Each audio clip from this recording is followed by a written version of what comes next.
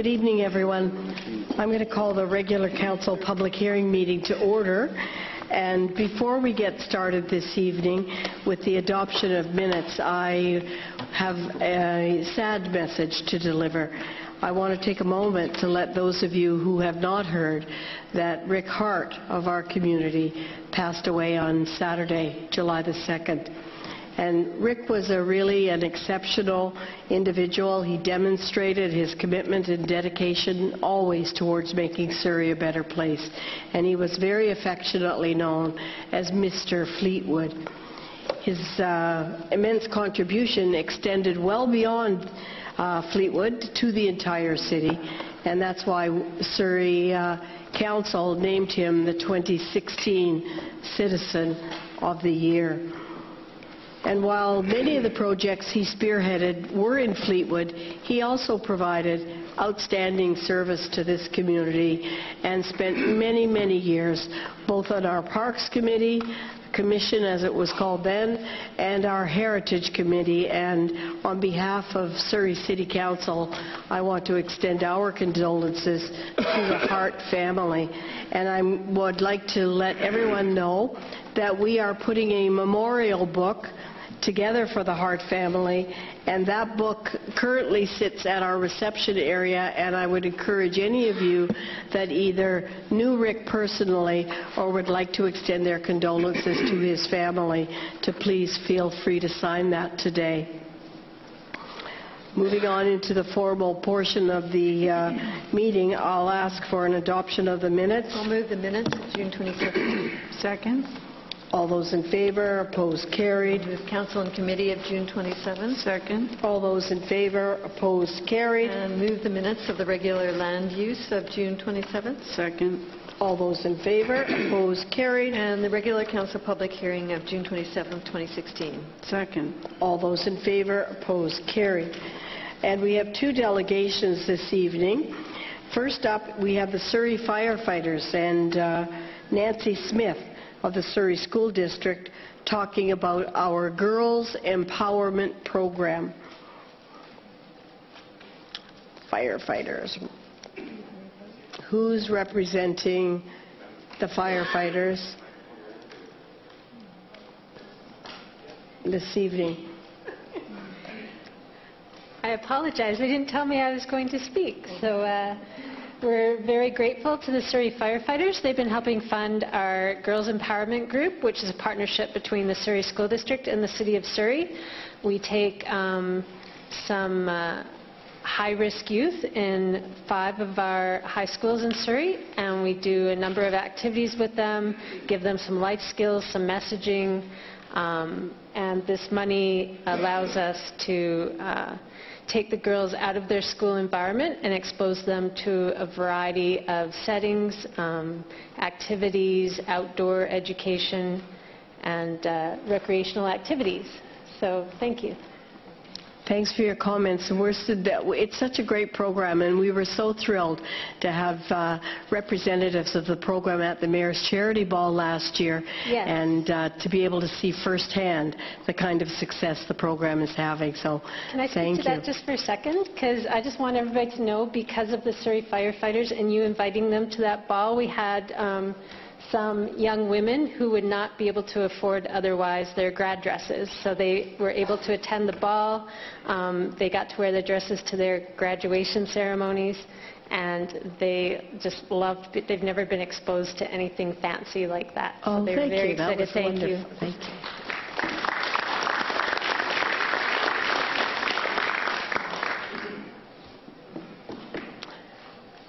Perhaps I can get council up and we can do.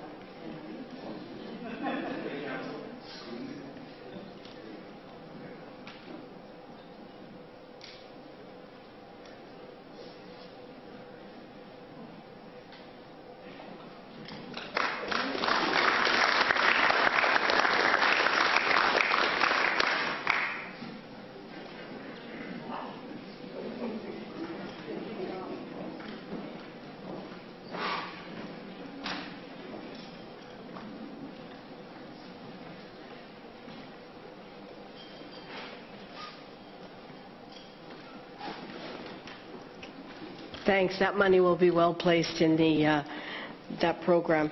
Next, we have an exciting presentation by Laura Balance and Greg Tim, who are organizing and preparing us for the World, the softball championship due any day now. Yes, starting Friday. And my name is Laura, and I'm here to do, I guess, probably a final report back after 5 years before we start this event this week. Hang on, let me see if I can get this going. So, as Council knows, this organizing committee began as a bid committee about 5 years ago. We represented the Canadian bid in the city of Surrey when we went to Cartagena, Colombia, bid on the World Championships, and I am just so thrilled to be here to report to you today that in 4 days' time we will open the largest single-sport World Championship in North American history right here in Surrey at Softball City. We are anticipating 150,000 fans to take in those 144 games that will happen over a 10-day period.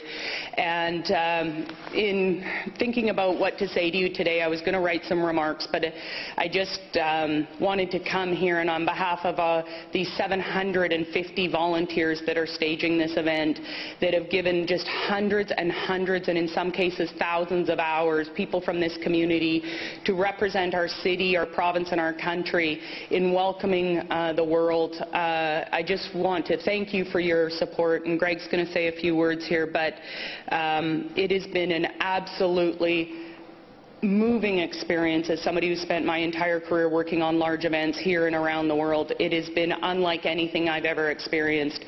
And in the world of big sports, this isn't hockey, this isn't FIFA, but I think is so much bigger in so many ways, because what we are going to do starting this Friday in Surrey has never ever been done in the world of sport. It is the world's first, or our sport's first open invitational, one of the first ever attempted in the world, and why it is such a large championship. We are so, so proud of all the teams. We had our first team land on Canadian soil today, and they are beginning to arrive, and it has just been an incredible experience. 10,000 room night stays over this period, about $20.2 million estimated by the Government of Canada in direct economic infusion into our city. Wow. 90 international journalists reporting back to their nations on their teams. Here is the, sorry, I've got a formatting issue there, but the 31 teams that make up the Surrey 2016 World Championship. And I think what is important to note there, out of the 31 teams, there is 11 nations that have never competed in a World Championship in any sport in the history of their nation. And so this is changing the way sport is viewed. It's not just about first, second, and third. It's about inspiring the young people within these nations by playing. Greg, did you want to say a few words? So thank you to Mayor and Council. You folks have been tremendously supportive in the last 5 years, and we thank you for that. This week you're going to be very proud. And you're going to see 750 of Surrey's best and brightest roll out this tournament. They are so proud of what's going to happen here. They're in the rollout stage now, preparing their teams to come in all of their stations, and they are just bustling and ready to go. You're going to see great community pride, I think, here. When we started out here, we had three things in mind. One was to inspire youth, and this week we will involve thousands and thousands of young people in Surrey that will follow their flag, follow their sport, or just be in an environment that is safe and fun. And we're very proud of all of the youth programs we have. We have clinics and camps for children. We have 102 bat girls that are going to follow the teams around. We have approximately 1,000 players, youth players, playing in a youth tournament concurrently to the World Championship. So many young ladies that are going to get opportunities out of this for scholarships and whatnot. Number two was to use the unifying power of sport across ethnicities. So we have, as is often said, 102 languages spoken in Surrey every day, and we have 18 primary languages in our tournament here.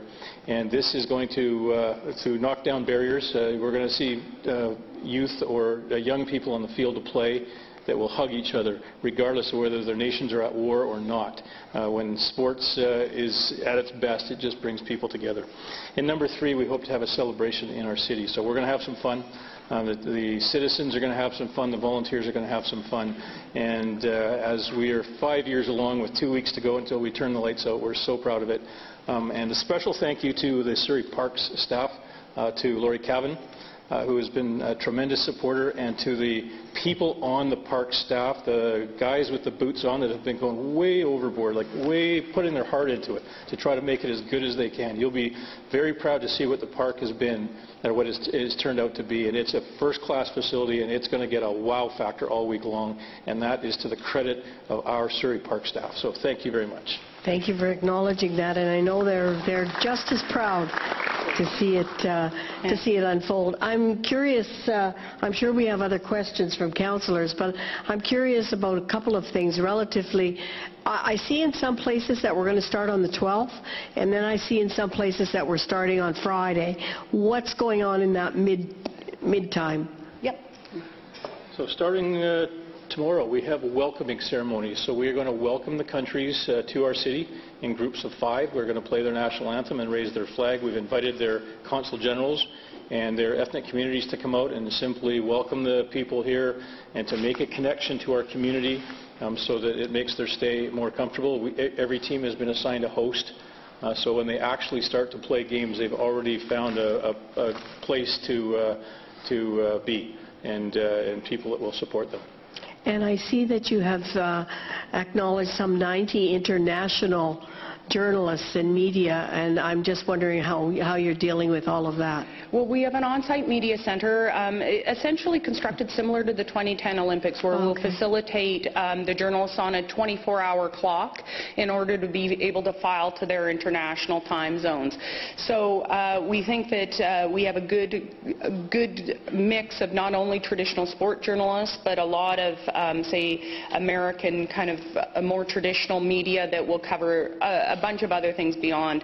And I think the photo that you're seeing on the screen here is Team Uganda, and I think that that's what is the story that is going to lift out and resonate, not specific to this nation, but specific to many of the nations that are coming here. On the list of the 31 nations, I'll draw your attention to countries like Team Serbia, Team Uganda, Team Kenya, even Team Ireland, who before Surrey was granted and Canada won the bid to host the championship, didn't have formal softball programs, but because they've never been able to qualify in a sport before, when we pledged that we would invite the world, they actually drafted constitutional changes in some cases in order to allow a softball program to exist for the girls in their country. The Ugandans held open invitational tryouts to you had to be a female and you had to hold a valid Ugandan passport, and we have stories in those young women that are on in that photo, and then many who tried out and didn't make the team. The youngest player was 13, the oldest was in her 60s, and some of them walked barefooted for 10 to 12 days to try out for this team. This particular team, 2 days ago, before they flew to Canada, they're en route now and should be actually they're here this afternoon. Sorry, they landed this afternoon, but they actually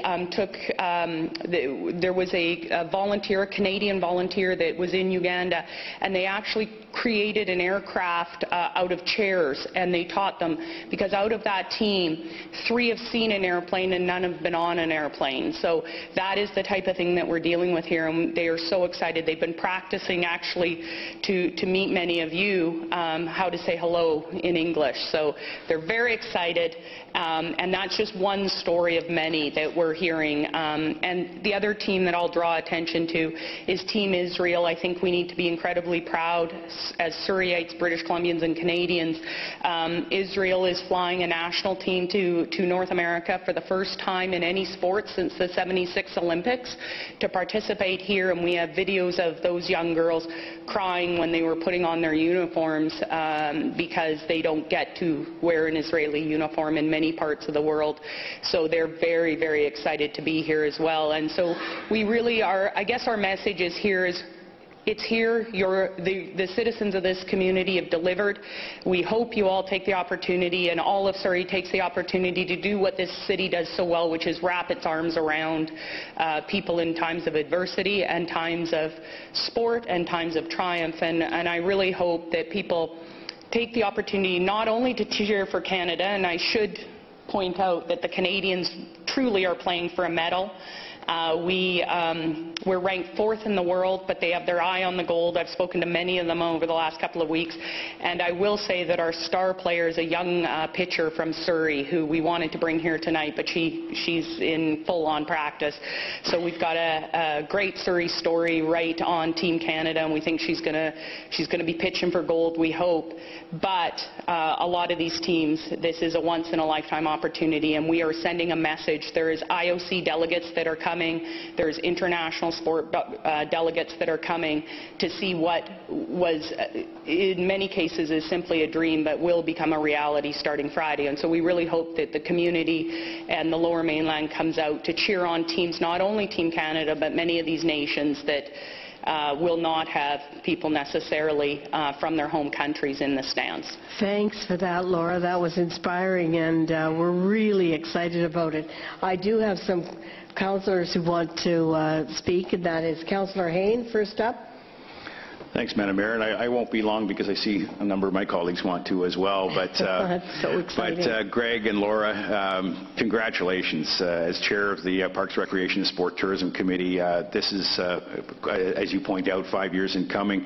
And what a wonderful opportunity for all of us. And I just congratulations on the incredible hard work that I know both of you and your hundreds of volunteers have put into this event. And we know Madam Mayor co-chaired the BC Summer Games in 2011, and that was BC kids coming in, and boy, that was daunting. So I just can't imagine some of the logistics that you're going through now. But what a great opportunity for all of us to witness some fantastic fast pitch, and we're just really looking forward to welcoming the world. So thank you for all that you've done.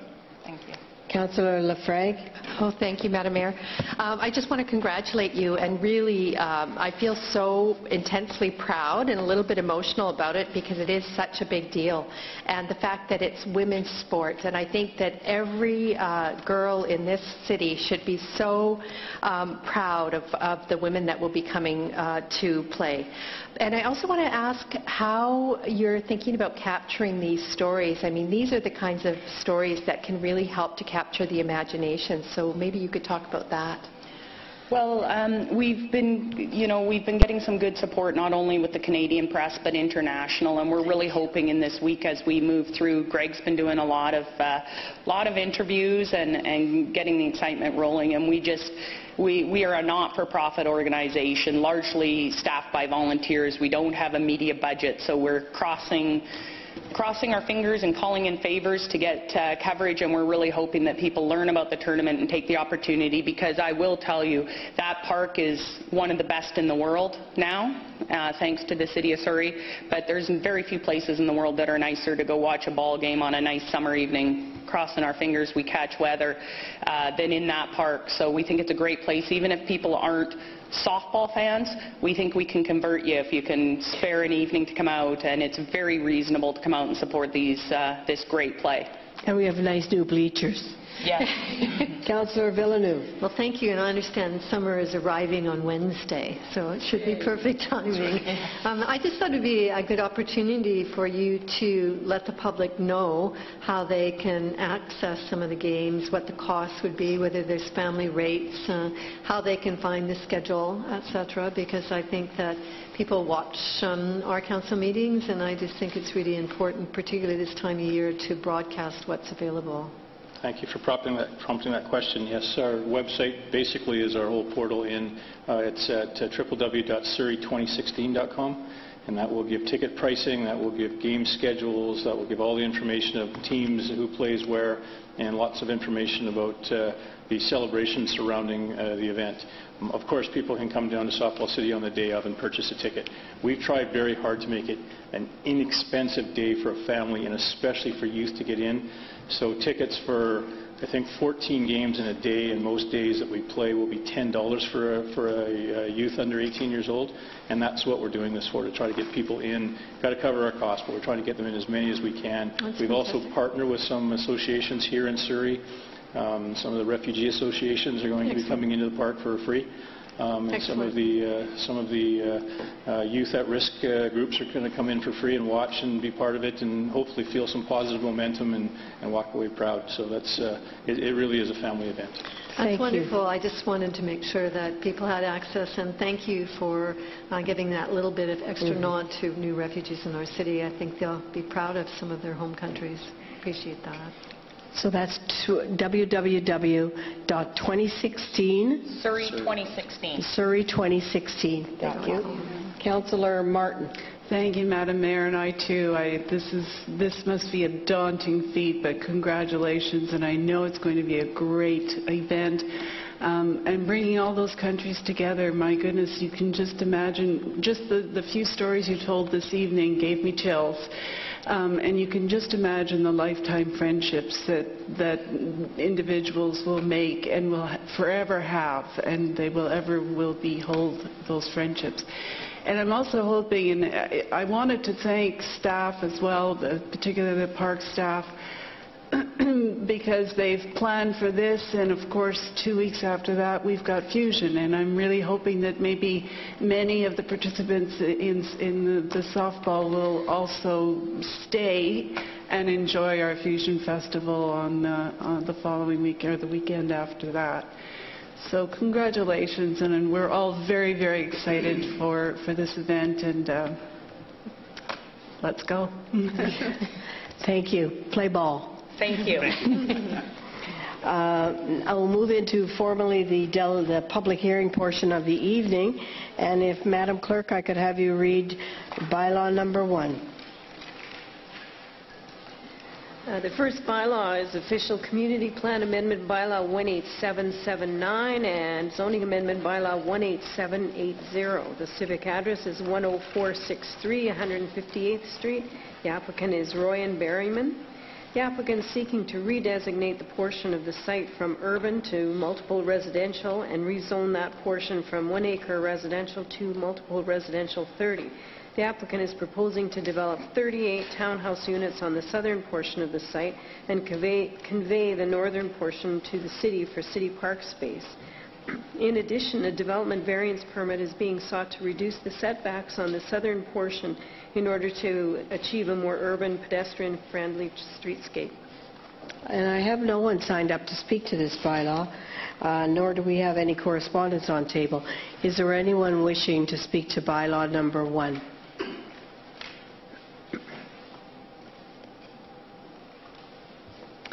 Good evening, Mayor and Council. Deb Jack, Surrey Environmental Partners.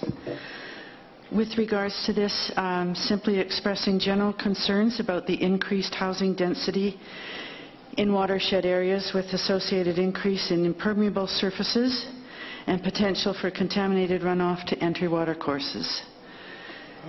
Council frequently hears this with regards to the issue of the watercourses. I know that you'll remember. Anyway, we would hope that concerns for the biodiversity enhancement as well as conservation is included in all issues pertaining to these services in the stormwater management plans.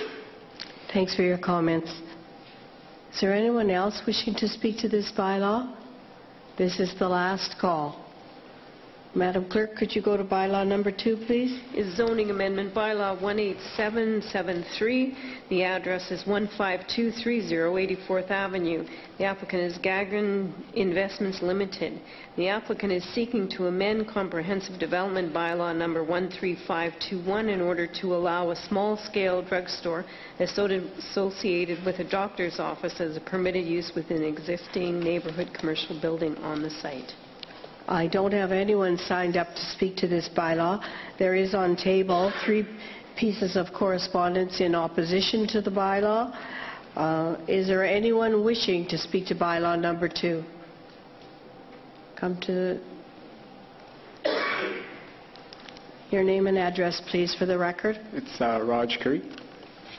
I live on 15262 83B Avenue. Good evening, Council and Mayor. I've lived in this neighborhood about close to 20 years.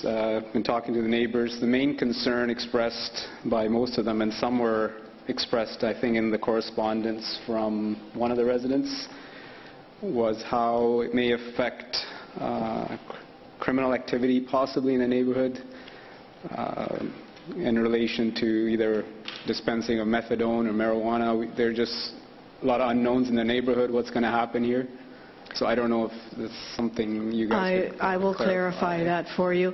Is this pharmacy expected to dispense either methadone or marijuana? I don't know how the marijuana, I don't. Madam Mayor, the applicant has indicated that it's not their intention to dispense either of those things. It is not intended to be a dispensary for methadone nor marijuana. Yeah, so it did say that it's not the intention, but however, if there are any patients with needs, they would look at it when it becomes operational. So it looks like they're leaving the door open for that. Okay. This is according to the response that was on the development report. So again, that's what's raising concern in our neighborhood. We have a lot of kids in the neighborhood, and we're concerned about the rise of criminal activity around that. Anecdotally, we've heard businesses with small drugstores opening next to them that the break-ins do increase. So that's the concern we'd like to raise in our neighborhood. So. Thank you for your comments. Councillor Gill has a question, sir. If I could just, could you, yeah. My apologies. Councillor has a question. Thank you, Madam Mayor. Just want to clarify, if these two elements that you spoke of were not present, would you then be supportive of the particular use being a pharmacy? Just want to better understand your position on this. I mean, the position that's coming from, again, my neighbors, not everybody can make it, was the main concern is coming from if potentially it may lead to a rise in criminal activity, break-ins, that sort of thing. If it doesn't, obviously, then there's not... So just a normal drugstore would be okay, subject to not having these other uses that you've identified? Just want to make sure that that's what you're saying. I would think so, yes. I mean, again, concern is not particularly whether it was a pharmacy or anything else. The concern is whether primarily coming from safety and criminal activity concerns. Good. Perhaps the applicant would be willing to come up and speak to it as well. We don't have them listed. Is there anyone else wishing to speak to bylaw number 2?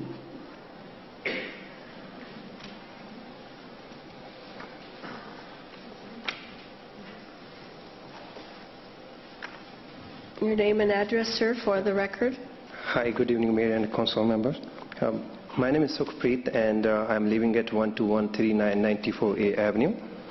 And as for, we will not be operating a sole methadone pharmacy. It will be a regular community pharmacy, which will... I'm sorry, sir. Are you the applicant? Yes. Okay, yeah. Thank you. So we will not be operating a sole methadone pharmacy. It will be a regular community pharmacy, which will be providing all pharmacy services to the community, such as vaccination, health education, diabetes awareness, smoking cessation, and over-the-counter health supply as well, and other wide variety of services to the community. And the pharmacy will be associated with doctor medical clinic, not the methadone clinic, which totally different from one another. And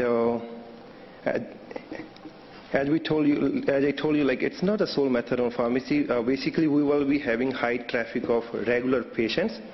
And but if for any local resident, this pharmacy will be more convenient for the methadone, then we will be obliged to serve them as per Canadian healthcare rules. And what our main focus is to just provide all inclusive services to the local community as per city-wide laws and college guidelines. Can I speak? Yes. Yeah. Hello. My name is Bhupinder. My address is 12331 95A Avenue, Surrey. So regarding the main issues that's coming up is the methadone issue here. So we won't be bringing any methadone patients from outside that community. If we are not even sure if there is any methadone patient in that local community or not.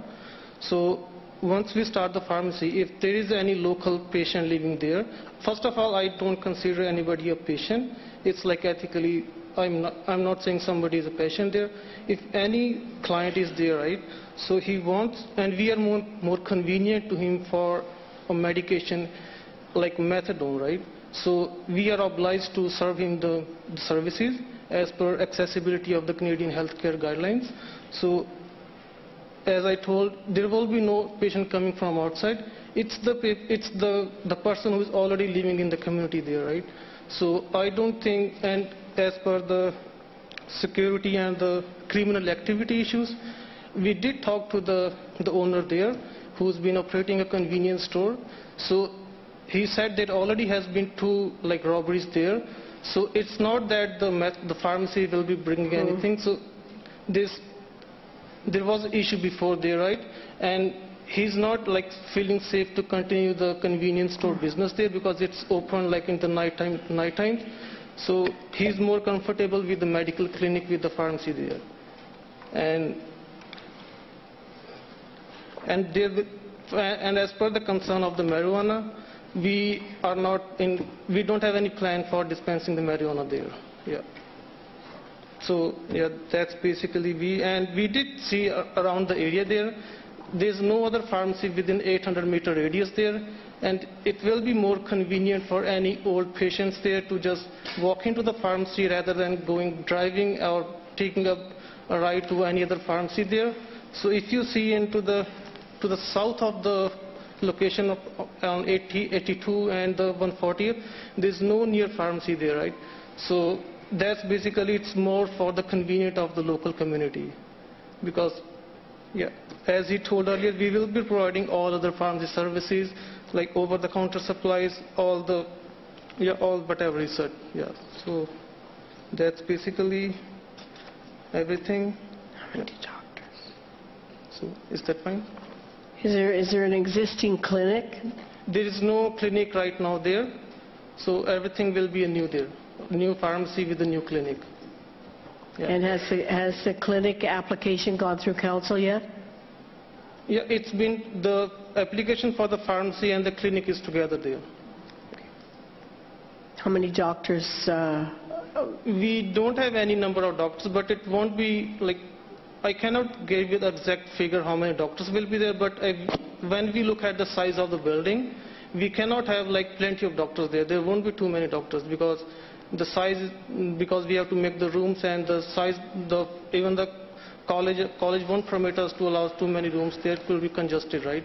So I cannot give you the exact number of doctors there, but it won't be too many doctors there because the size of the building. Yeah. Thank you. Okay. Is there anyone else? Thank you, gentlemen. Is there anyone else wishing to speak to this bylaw? This is my last call for bylaw number 2. Yes, sir? Hi, my name is Parm Judge. I live at 8246 152A Street, just down the street from the proposed clinic. I have a real difficult time with this. The gentlemen, I don't know them personally, and I'm sure they're good people, but you know, there's existing pharmacies on 88th Avenue and 152nd. There's an existing pharmacy on 160th and 160th and 84th Avenue. So within an 8-block radius, there's at least 3 or 4 existing pharmacies. Now, yeah, there's been a corner grocery store, a video rental business, and also a laundromat there for a number of years. Now, I find it somewhat disingenuous that somebody wouldn't know how many doctors are going to be at a place that has maybe over 2,000 square feet on each level. I don't know, does every Safeway prescribe the sort of chemicals that are proposed, or is it just something that's prescribed at certain areas of the downtown areas, right? I'm not sure how many methadone clinics there are around, but the fellows do tend to be saying on a pretty consistent basis that, if the need is there, we will fill it. And I just have a difficulty with that. Thank you, sir, for your comments. This is the final call for bylaw number 2.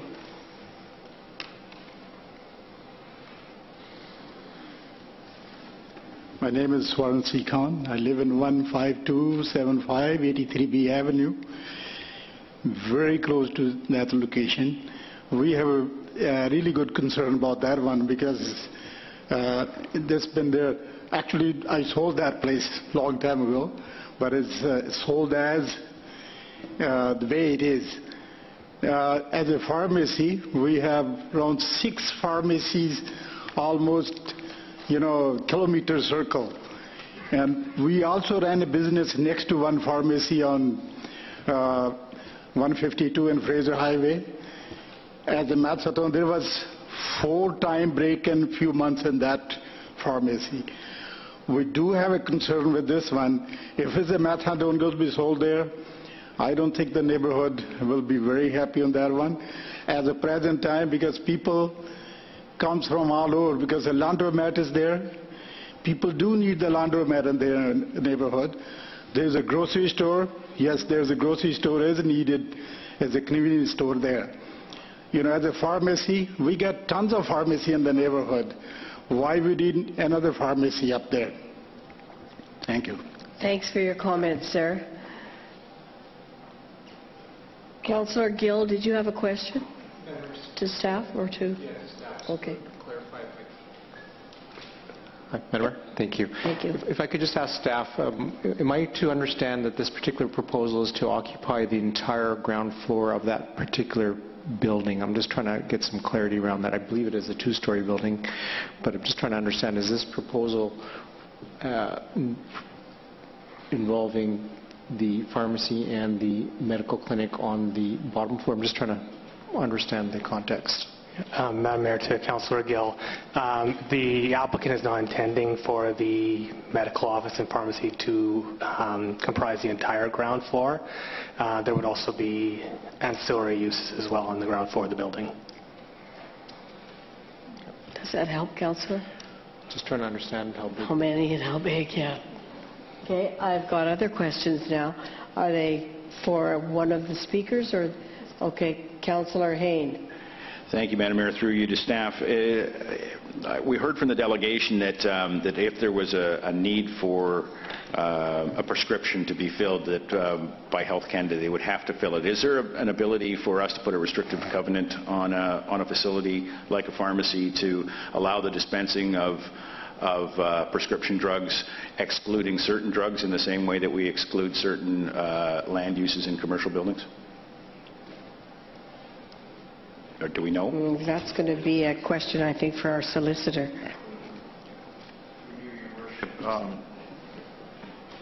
Through you, Your Worship, the issue is really if it's a Health Canada federal regime that's being imposed, then the doctrine of paramountcy would come into play. So it would be difficult to envision a restrictive covenant affecting federal matters that are within federal jurisdiction. So we would have issues, we'd have concerns there. Thank you. Councillor Starchuk. Thank you, Madam Mayor. To staff, in the report it makes reference to 18 spots that are available, but I'm not sure how we would know how many spots would be required if we don't know how many doctors' offices or how many doctors that are actually going to be physically set up inside of the building. So how does that 18 spots come into play as sufficient for parking?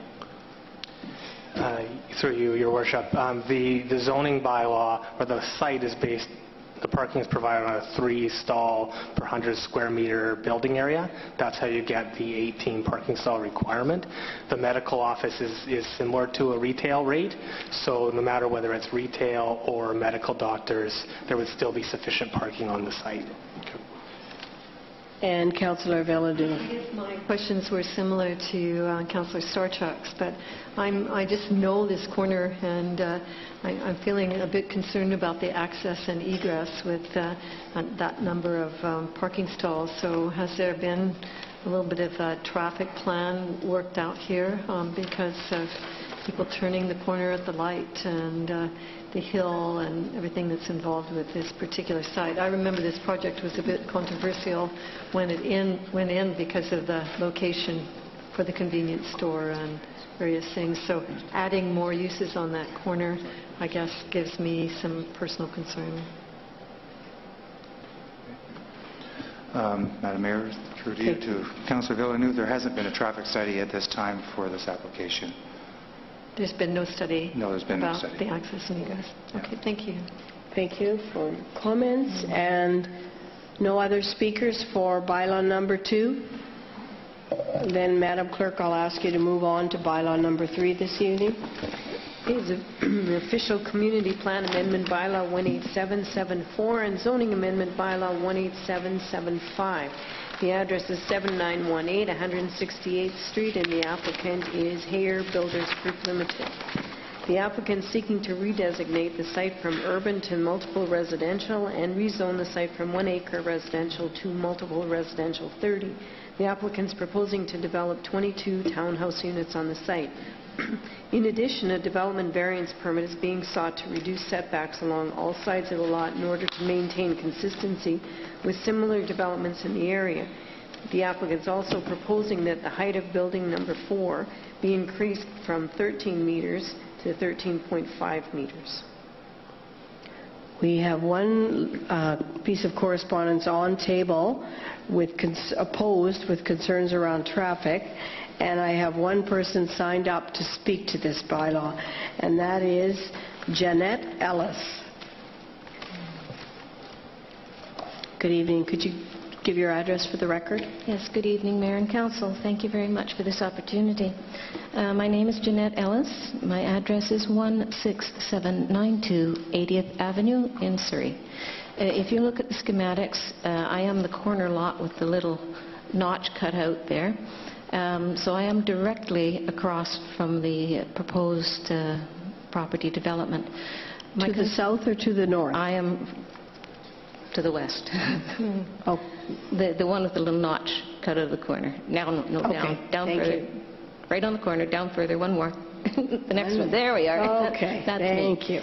So as you can see, I am directly across. I used to know the people that lived there. And 168th, since the opening of the Golden Ears Bridge, has become a major thoroughfare.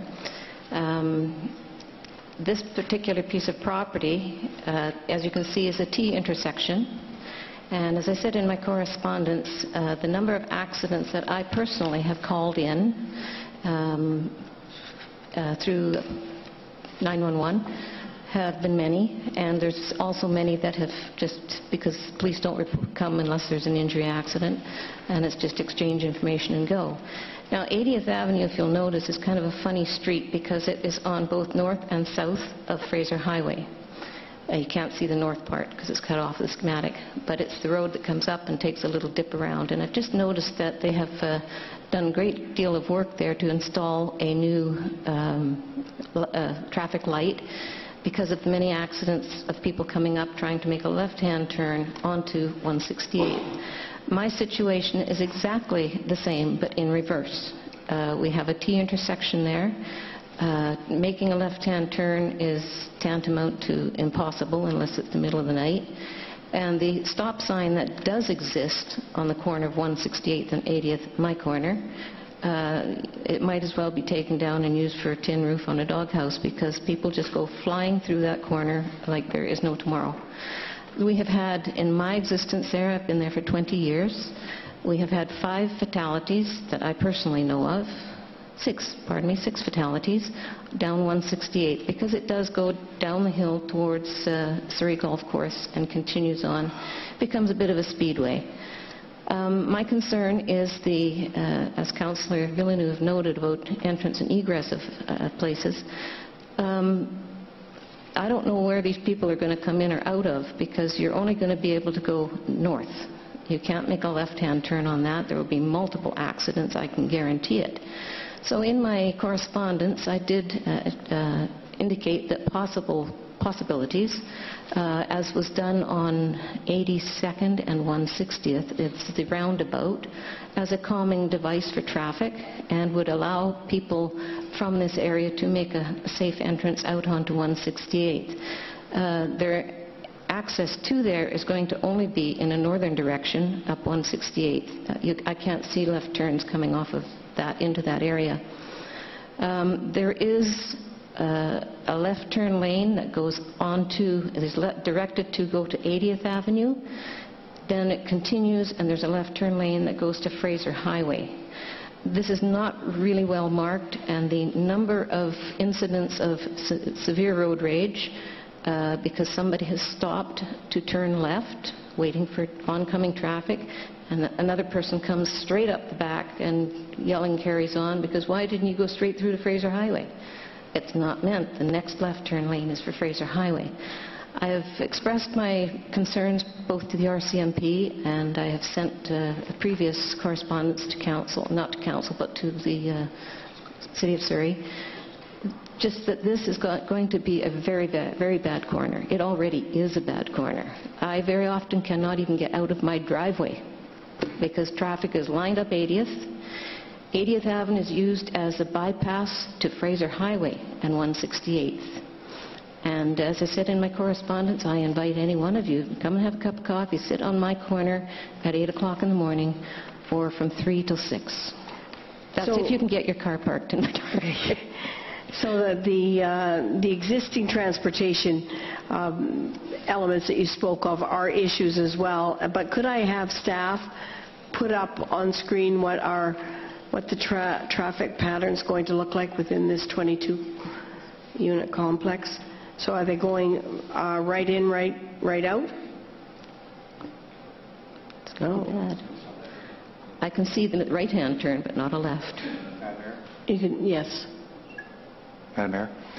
Yeah, so on 168th, it'll be right in, right out. There'll be a median just south of 80th Avenue. And then eventually, as that develops, there'll be a right in, right out also on Fraser Highway. So it's anticipated most of that traffic will head out towards Fraser Highway. And the median is just, it looks like it's right next to your property, ma'am. That is mine. Yeah, 16792 is me. Yeah, so that's to restrict the right in, right out into that property. But Okay. it doesn't change anything at 80th as far as full movement.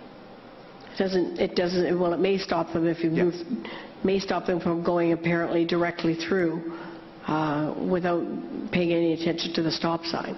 Yes. The median would, yeah, potentially could. May I ask, how are you proposing a left-hand turn onto 168th with oncoming traffic? No. That arrow's head is incorrect. It is right in, right out. There is no left-hand turn into 168th. Yeah, the map shows an arrow left, but it shouldn't. It's backwards. Thank you. Okay, so it's right-hand turn only. And what about I'm going to say 20 new units, 22 new cars. It's not much, but as you can see, that corner is identical. Well, you still can't see it. It's a T intersection. And people coming along 80th, trying to make a left-hand turn onto 168th, it's a gong show. It really is. There's going to be something ugly happen there, and not too distant future. I can sit in my front room window and watch it every day. Whether there would be, now you've got to remember, there's just below my property there's also a pedestrian chicane, and people are crossing that quite frequently. There's also a bus stop just below my property. My concern is the speed that is being traveled on this particular stretch of road. Some traffic calming device of some sort, roundabout, heck, make my end a cul-de-sac, I don't care. But it is getting to be an absolute thoroughfare. And that is my biggest concern. As for the development itself, hey, people need homes. That's progress. I don't mind the development. I'm just concerned for their people's welfare coming in and out. Thank you for your comments about that. Thank you. I appreciate that under the opportunity. advisement as we go through the evening. Thank you. Thanks a lot. Is there anyone else wishing to speak to bylaw number 3 this evening? This is the last call. Madam Clerk, may I have you move to bylaw number 4? The zoning amendment bylaw 18781. The address is 14884 72nd Avenue and a portion of the lane. The applicants are Satinder Paul, Jaswinder Greywall, and the City of Surrey. The applicant is seeking to rezone the site, including a portion of the lane, from 1 acre residential to single-family residential 10 and single-family residential 12. The applicant is proposing to subdivide the site into 3 single-family lots, RF10, as well as rezone the portion of the lane to RF12 to reflect the zoning on the adjacent lands to the south. I have neither correspondence nor anyone signed up to speak to this. Is there anyone wishing to speak to bylaw number 4 on the agenda? First call, second call. This is the last call. Madam Clerk, bylaw number 5. Is zoning amendment bylaw 18778. The address is 5928 168th Street. The applicants are Sham Kaur and Rani Dillon. The applicant is seeking to rezone the property from single-family residential to single-family residential 12 and is proposing to subdivide the property into 2 single-family small lots. And no one has signed up to speak to this bylaw, nor do we have correspondence on table. Is there anyone this evening wishing to speak to bylaw number 5? First call, second call, third and final call. Madam Clerk, bylaw number 6 is zoning amendment bylaw 18776. The address is 16618 Edgewood Drive. The applicant is Iconic Projects Limited. The applicant is seeking to rezone the property from 1 acre residential to single-family residential 10 and single-family residential 12. The applicant is proposing to subdivide the property into 7 single-family small lots. And no one is signed up to speak to this bylaw. Is there anyone wishing to speak to bylaw number 6 on the agenda? This is the last call. Madam Clerk, number 7. Zoning amendment bylaw 18777. The address is 15370 28th Avenue. The applicants are Maxime Evans and Michael Kung. The applicant is seeking to rezone the property from single-family residential to single-family residential 10 and is proposing to subdivide the property into 4 single-family lots.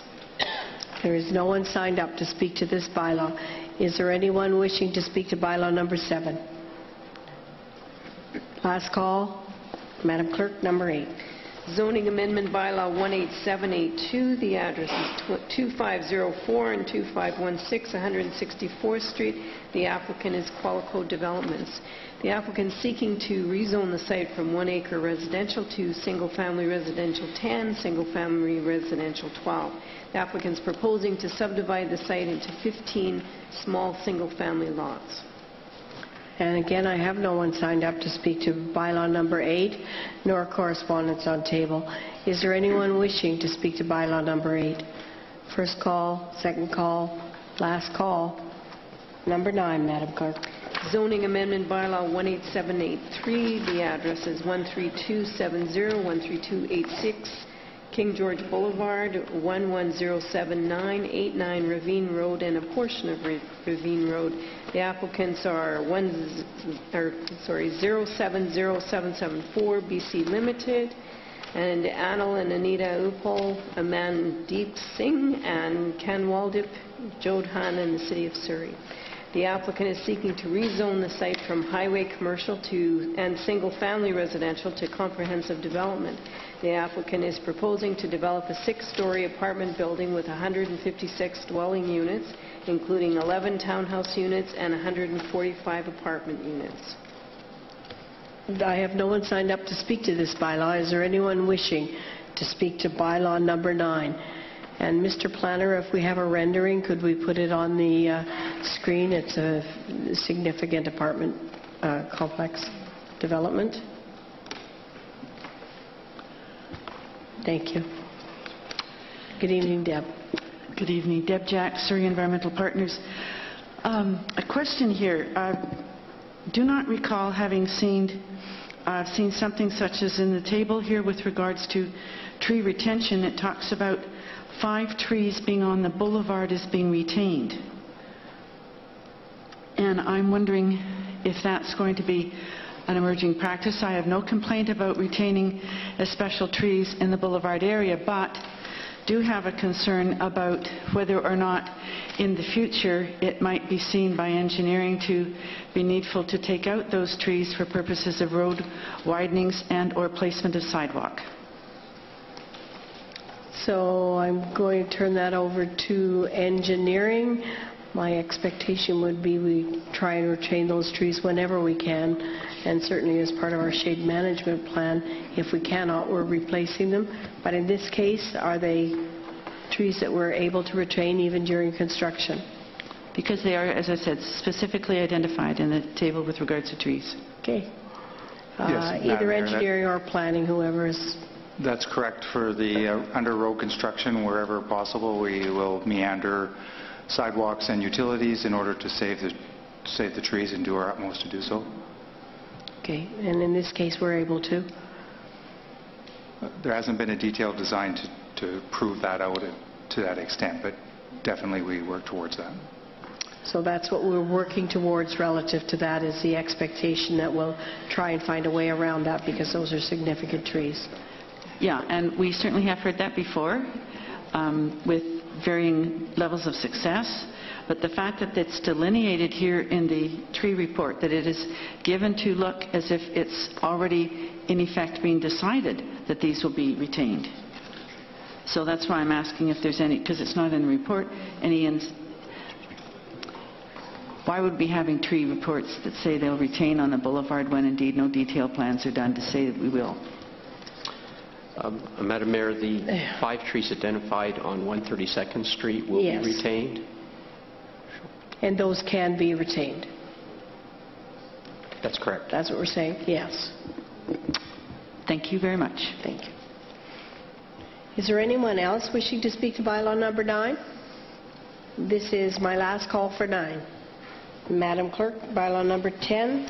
Is zoning text amendment bylaw number 18771, and this is to amend zoning bylaw 12,000 in order to increase the number of off-street parking spaces in the RF10 and RF zones and permit the construction of reasonably sized backyard decks in the RF12 zone, adjust lot coverage and floor out area calculations in the RF, RF0, RH, RHG zones. This would address issues related to parking and livability, as well as eliminate discrepancies in these zones as described in Corporate Report R158. Is there anyone wishing to speak to this text amendment zone? Last call, number 10 on the agenda this evening. Thank you. Moving on, Madam Clerk, I note all of the next public hearings are about land use contracts, and I remind the audience that this is a requirement under provincial legislation that the underlying zone come into effect before a particular date, and we have taken the motion of moving those forward piece by piece by piece in order to deal with them all, because we have a number of them within our city. So this evening, the first one is a land use contract. Madam Clerk. Land use contract number 445, termination bylaw 18756. The addresses are 13559 57th Avenue and 5719 5739 136th Street. And this is to terminate land use contract number 445 to permit the existing underlying half-acre residential zone to come into effect. And I have 3 pieces of correspondence on table to this. Opposed. And no one signed up to speak. Is there somebody that wants to speak to this in order to get a little bit more clarification, perhaps, on what this is? Yes, sir. Your name and address. And good evening, Council. My name is Manjeet Khair. Address 5739 136th Street. In 2012, we bought this property just thinking that we can build our dream house on top of that. And we're proposing to cancel the land use contract. Well, what we're doing here is a simple, I'm going to call it a housekeeping amendment. It is no longer an instrument that is recognized in the Land Titles Office, and it will over a certain period of time. So there is an underlining zone that's attached to all land use contracts. It does not give you any more power on that land or any less. Exactly that which you have under the land use contract will continue to exist as we implement what is now called the zone, which is an instrument that is more properly recognized within the land title system. Will it affect the square footage of the house? Doesn't change a thing. Okay, thank you. Doesn't change a single thing. All right, thank you. Okay. Is there anyone else wishing to speak to bylaw number 11 or need clarification about this? Then, seeing none, Madam Clerk, bylaw number 12. It is land use contract number 433, termination bylaw number 18757. The addresses are 13458, number 10 Highway, and 13475, 57th Avenue. This is to terminate land use contract 433 to permit the existing underlying half-acre residential zone to come into effect.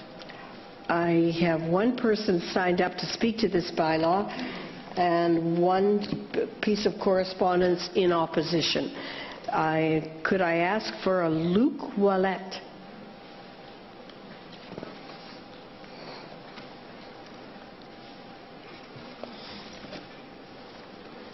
Good evening, Mr. Ouellette. Your address for the record, please. My address is 13475 57th Avenue. And my concern is, obviously, it's my land that we're talking about. My understanding is that the fact that this land would come out of the LUC to go into an RH would be that the size of the property that would be allowed to build on it would go from 33% of the land down to 25%. That's what I received from the city of Surrey when I investigate this thing.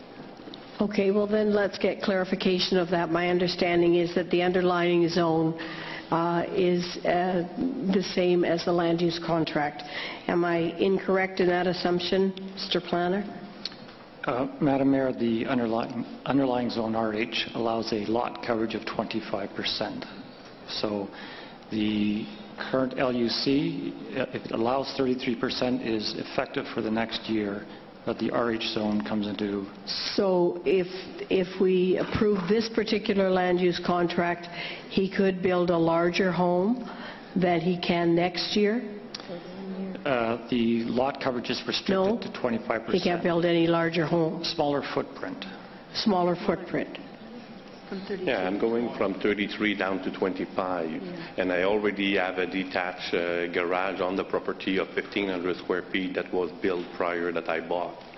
So when we bought the land, we had in mind to build a pretty big house. We're a family of 10, and you know, we kind of would like to have some good space. It is a nice piece of land that can actually not be subdivided. So for us to be going into an RH won't do anything. I believe my neighbor at the back, she's not here tonight, but she's totally opposed as well. So she had no plan to subdivide her land at all. And myself, including the fact that she's not subdividing, I would never be able to subdivide that piece of land either. So I see that if this goes ahead into an RH, it would be decreasing the value of my property, plus we're not going to be able to build the type of house that we are able to build now, but that we can't really build within the next, you know, I would say a rough guess 3 to 4 years. So let's just get some clarification on around whether or not it's a disadvantage to the subdivision opportunities that would exist on that property. Madam Mayor, it's unlikely that it would affect potential subdivision. The lot size is currently at the minimum lot size.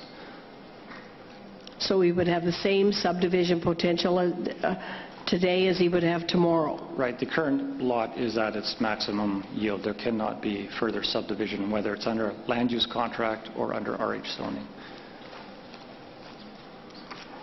Yeah, so it's the question of the size of the house.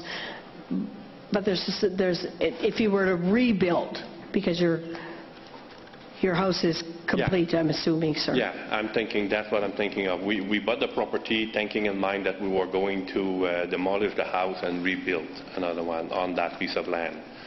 Okay. So, you know, there is no subdivision potential on that piece of land at all. So for us, if we reduce it to an RH, then we can build a much smaller property. And are you planning on doing that now within the next 12 months? Not within the next 12 months. Because these automatically come into effect irrespective of what we do within the next 12 months. Is that correct, Mr. Planner?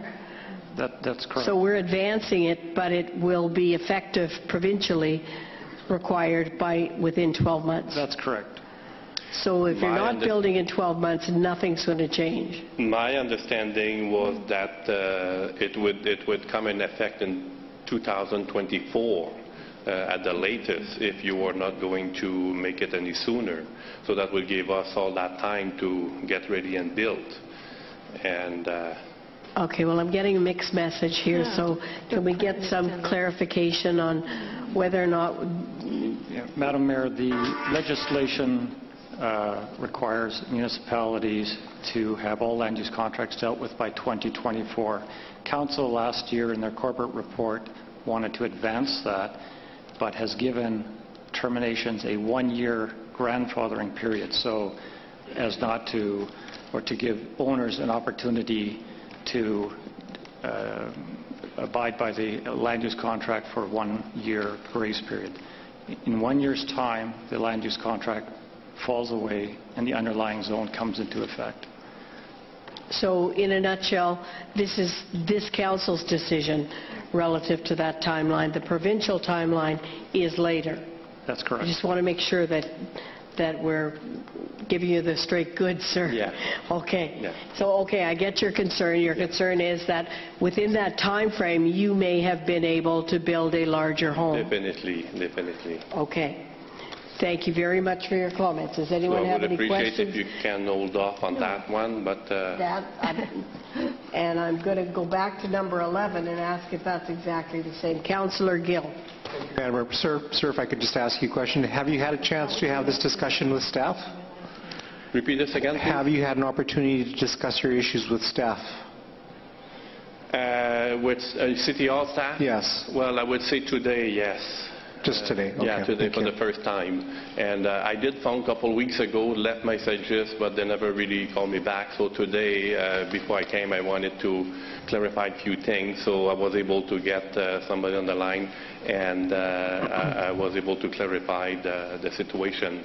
So from where I stand now, and from what I see, it's more like the city who's trying to fast forward a little bit faster than, you know, the 2024. And so if I can stretch it, you know, another 2-3 years, then I would be fine. If you do it now, I've got 12 months to apply, and then I've got another 6 to 12 months to build, which is a little bit too quick for me. So I would prefer to hold up on that one. And I believe the neighbors at the back are the same way.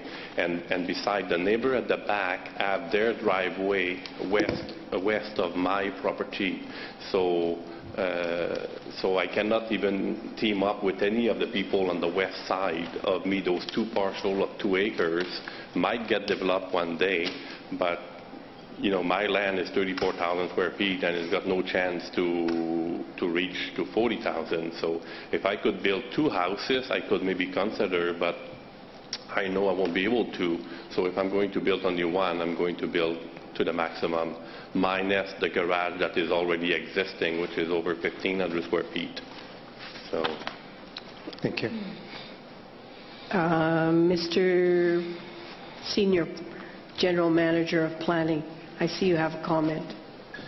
Madam Mayor, just for clarification, someone who has a lot like this who would want to have two lots out of it. For example, if you look on the right-hand side of the property, they would have to apply for a rezoning and subdivision application.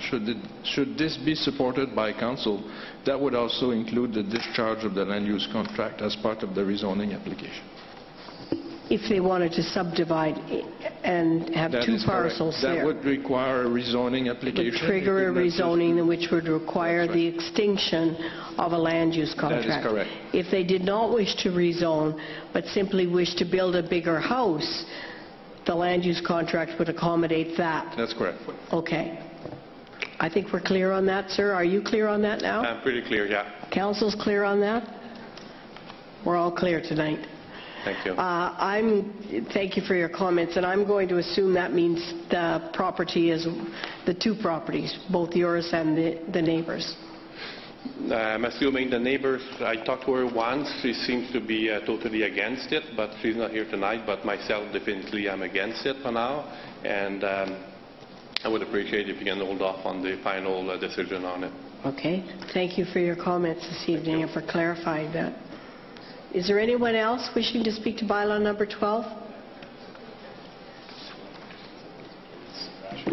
It's bylaw number, yeah. Hi, Council. So I was right on the square footage we can build. Are you going back to my bylaw number 11?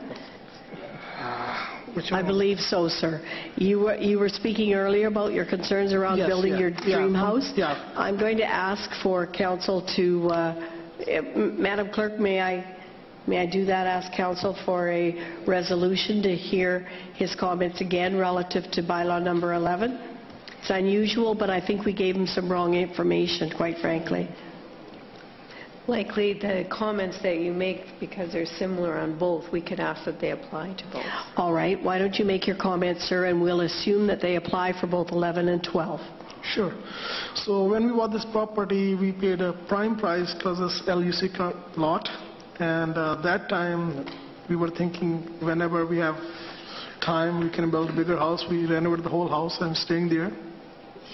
So if you guys change this bylaw and then we only end up building a small house, and the value of the property is going to go down, and we bought this property that we're going to live in there for at least 20-30 years. So that's going to affect us. It is your intention, sir, to build a single-family home on this property? A single-family home, and bigger, the max size I can do. But a larger size than you believe the underlying zone would permit currently? Yes. Okay. And you understand that if you were to subdivide that property, that zone would come into effect and you would have to extinguish the land use contract no matter what? We have no intention to subdivide this property. Okay. The reason we bought this property that we can build a dream house later on. Okay. Thank you very much for your comments. Councillor Gill has a question of you, sir. Sure. Thank you, Madam Mayor. Sir, just out of curiosity, what kind of time frame are you looking at to rebuild on this property, just for information purposes? Thinking 2019 or 20. Thank you. Yeah, because I think if you look at the provincial side, we have time till 2014. Just my question in terms of when you wanted to rebuild. That's all I need. Thank you. I totally.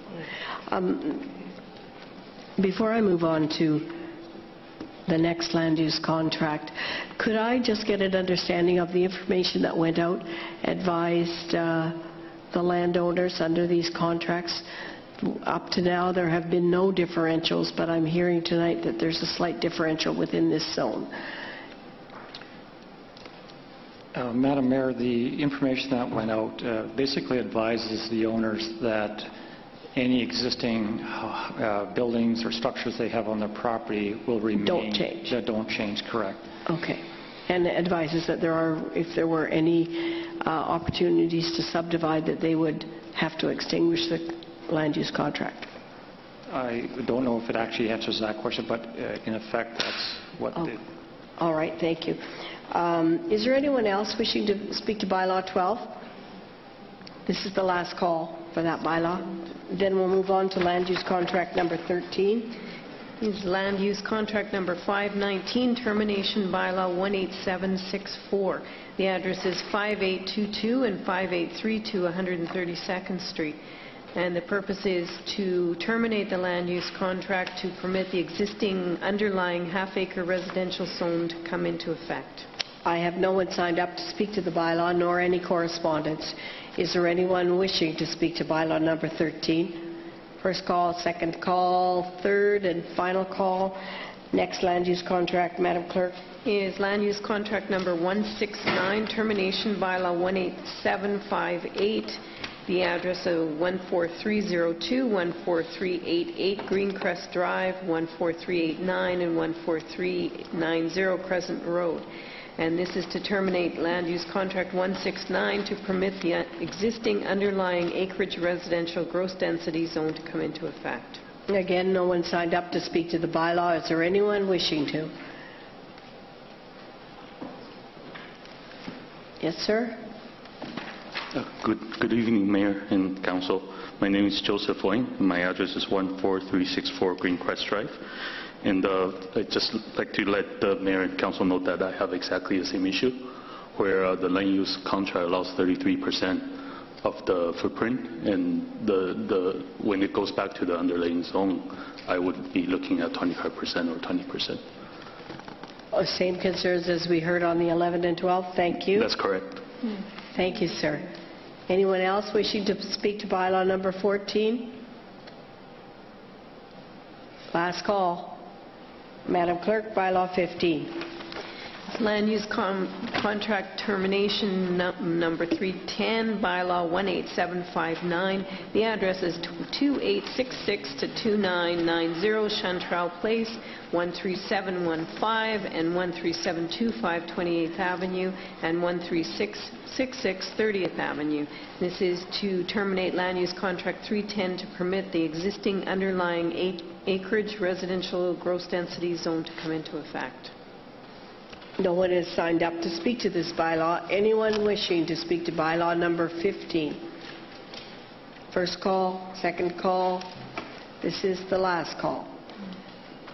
Next land use contract, Madam Clerk. Is land use contract 431, termination bylaw 18762. The addresses are 2604 to 2694 141st Street and 14069 to 14090 26A Avenue. This is to terminate land use contract 431 to permit the existing underlying acreage residential gross density zone to come into effect. There's no one signed up to speak to this bylaw. Is there anyone wishing to? This is my last call for bylaw 16. Madam Clerk, 17, land use contract. Land use contract number 579, termination bylaw 18766, and the address 24th Avenue to 26th Avenue from 141st Street to 144th Street. And to terminate land use contract 579 to permit the existing underlying acreage residential gross density zone to come into effect. And again, I have no one signed up to speak to this bylaw. Is there anyone wishing to speak to the land use contract number 17? This is the last call. Madam Clerk, number 18, please. Land use contract number 560, termination bylaw 18763. The addresses are 2644 134th Street, 2649 and 2551 136th Street, 13416 to 13587 26th Avenue. And this would terminate land use contract 560 to permit the existing underlying acreage residential gross density zone to come into effect. And similarly, there is no one signed up to speak to bylaw number 18. Is there anyone wishing to speak to this land use contract bylaw? This is the final call for 18. Thank you. Madam Clerk, bylaw 19. Land use contract number 483, termination bylaw 18767. The addresses are 13411 to 13461 25th Avenue, 13534 to 13589 25th Avenue. And this is to terminate land use contract 483 to permit the existing underlying acreage residential gross density zone to come into effect. And there's no one signed up to speak to this bylaw. Is there anyone wishing to speak to this bylaw number 19? First call, second call, last call. Madam Clerk, number 20. Land use contract number 472, termination bylaw number 18765. The addresses are Amble Green Drive, Amble Green Boulevard, Amble Green Court, Amble Green Close, Amble Green Place, Amblewood Drive, and adjacent properties on 17A Avenue and 19A Avenue. To terminate land use contract number 472 to permit the existing underlying 1-acre residential and half-acre residential gross density zones to come into effect. I have no one signed up to speak to this bylaw. Sir, amble on up. Madam Mayor, Council, my name is William Hunka, 1788 Amble Green Drive.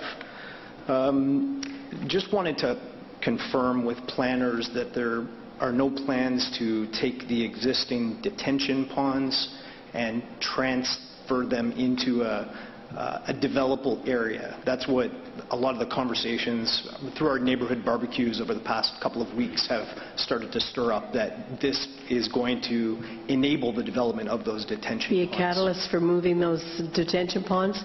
I do not believe so, sir, but let's make sure your neighborhood barbecues know that. Who's going to clarify that for me or confirm that to me, that that is simply not the case, that detention pond remains? Madam Mayor, that's not the intention. Thank you. There is no intention of changing those detention ponds, sir. Great, thank you. And then to further clarify, any further development of a property within the zoned area, once the land use contract is to be terminated, then those would have to follow regular bylaws for redevelopment of any property. Under the new half-acre zone. That's right. Okay. Thank you very much. You're very welcome. Is there anyone else wishing to speak or get clarification from bylaw number 20? This is the last call for 20. Okay, Madam Clerk. Land use contract number 493, termination bylaw number 18760.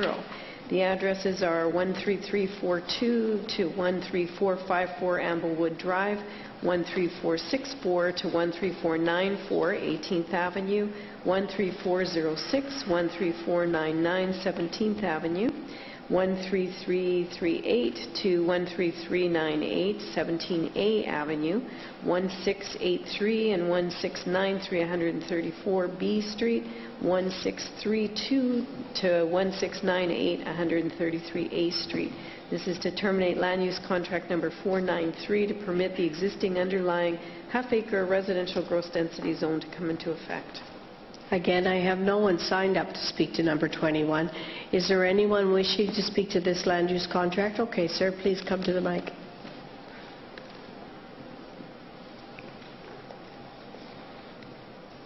William Johnston, 13424 Amblewood Drive.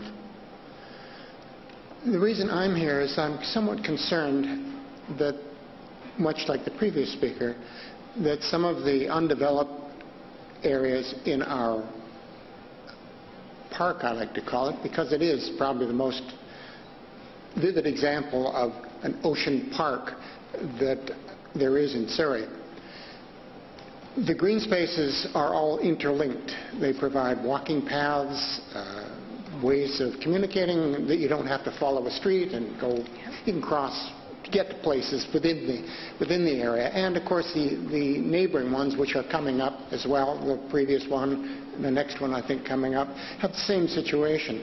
And I would like to have some sort of guarantee that the codicils within the original LUC that preserved those green spaces will still be maintained. Okay, I believe those transfer over, but let's get some clarification around, does this alter in any way the multi-pathway circuitry that goes through the Amble Green area, this area of Ocean Park? Madam Mayor, it does not. The parks will remain in city's ownership. They come under city, they don't come under a zone per se, is that correct? That's correct. The underlying zone comes into effect, but for all intents and purposes, the city is the owner. It doesn't affect it. It stays park. So it doesn't, sir, affect that circuitry at all? Okay. Thank you. Thank you for coming out tonight. Is there anyone else that would like to speak to number 21 or get clarification? Madam Clerk, the last land use contract of the evening, number 22, please. Is land use contract number 559, termination bylaw 18761. The addresses are 13467 to 13579 18th Avenue, 13446 to 13591 19th Avenue, 1846 to 1978 134A Street, 1920 to 1931 135A Street, and 1841 136th Street. This is terminating land use contract 559 to permit the existing underlying half-acre residential gross density zone to come into effect. I don't have anyone signed up to speak to this bylaw. Is there anyone wishing to speak to bylaw number 22? This is my first call, second call.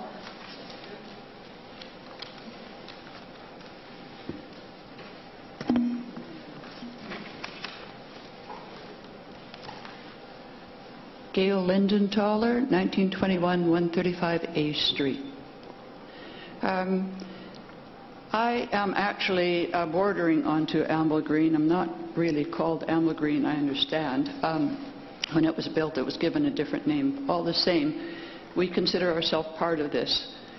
This whole area is, without doubt, one of the most beautiful areas in Surrey. If you've never been there, please go and look at it before you make a final decision on this. I am on a half-acre gross density. I border on a green space. I have at least 7 or 8 old growth or first growth trees. I'm hoping I'm speaking to the right map, because, am I? Yes, I think that doesn't quite look like me up there. 1921 135A Street. I don't think that's... Yes. Okay. Oh, yes, I do. Okay. Thank you. The green space is marked off as being part of this change, which I also wondered whether it was going to be taken away from the two places that is at the back of this, mine being one. I guess, it is a quiet, the most serene place that you could possibly dream of. It's our dream place, and I do not think there's a person in this whole area where I live who wouldn't say the same thing. We're concerned that some of these places might be turned into condos. I would like an answer to that, whether if 2 places, if you look at my place at 1921 135A Street, you'll see that 3 houses border onto mine. They're all of the same size.